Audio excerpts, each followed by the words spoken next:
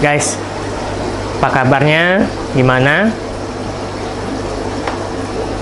Piara diskusnya guys, gimana ternak diskusnya? Saya harap guys makin semangat dan terus semangat. Jumpa lagi bersama saya Anton Huang di channel Kaila Diskus, satu-satunya channel di dunia yang cerita tentang diskus seorang pemula plus inspirasi plus motivasi guys ya. Oke guys, kalau di video sebelumnya saya cerita tentang bibit penyakit penyebab pada diskus ya, penyebabnya ya, ada bakteri, jamur, dan parasit. Nah, kali ini saya akan bahas atau cerita tentang 4 kelompok objek yang diserang pada diskus ya. Jadi kalau saya belajar penyakit diskus ini saya bagi-bagi berdasarkan kelompoknya guys. Jadi lebih mudah ya. Jadi lebih mudah. Nah, ketika penyakit menyerang diskus, apa saja yang diserangnya ya? Saya kelompokkan menjadi 4 guys ya. Itu penyakit yang menyerang pencernaan. Menyerang pencernaan itu menyerang organ dalam dari diskus ya. Yang termasuk jenis penyakit ini itu yang paling populer itu penyakit yang namanya berak putih ya. Itu ciri-cirinya ya, beraknya itu berwarna putih. Kalau yang normal yang sehat itu warnanya hitam ya. Itu ciri-cirinya ya, seperti itu. Ada juga ciri-cirinya lainnya yaitu mogok makan, nggak mau makan. Bisa jadi itu kena penyakit atau bisa jadi juga kena faktor stres, tergantung ya. Nah, itu yang menyerang pencernaan. Salah satunya berak putih nama penyakitnya ya, seperti itu.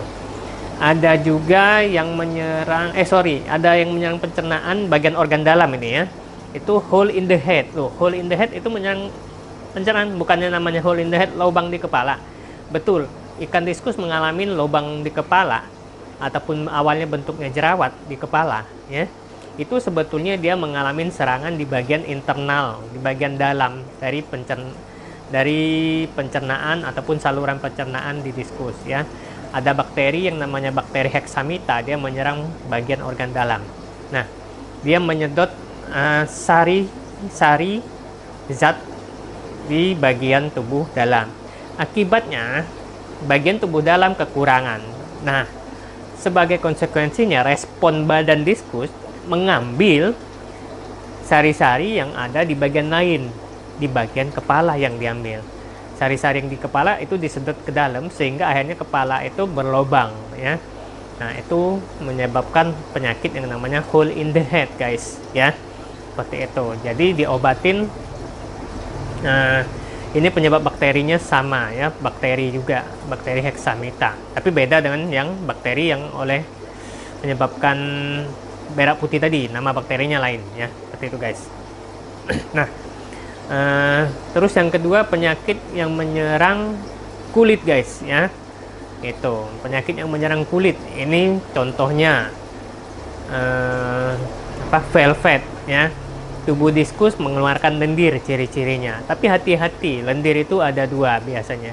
Ada lendir yang warnanya putih, ada lendir yang warnanya kuning. Kalau lendir yang warna putih, ini tubuh diskus mengeluarkan respon akibat serangan penyakit sehingga dia mengeluarkan imunnya yang berupa lendir. Lendirnya berwarna putih ya. Itu atau ketika dia mengalami shock pH juga mengeluarkan lendir ya. Dia untuk melindungi dirinya.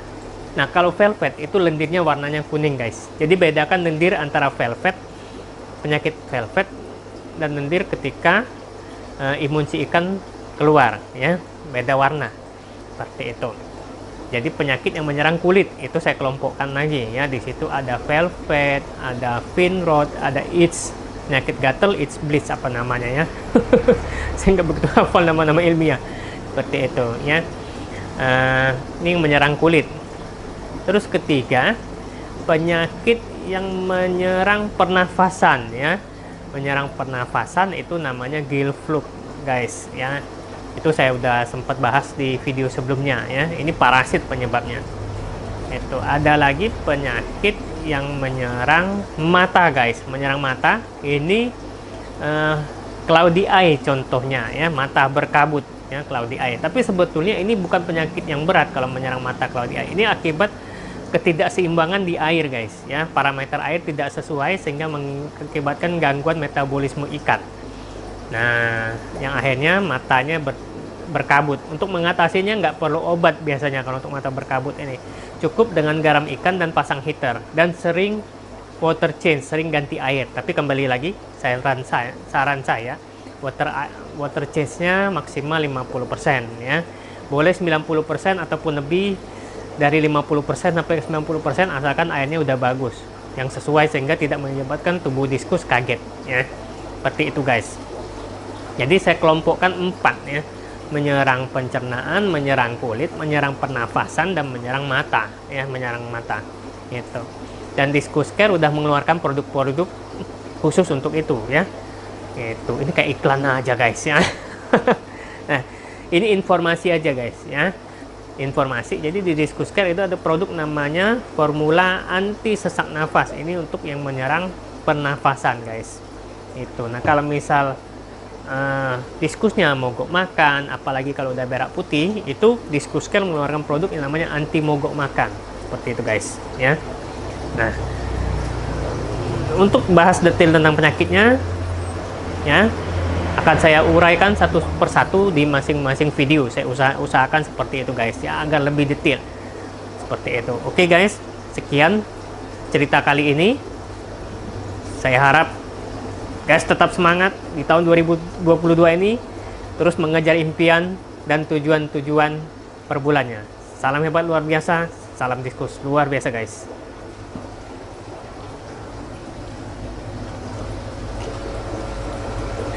Bye bye. Jangan lupa like, subscribe di bawah komentar.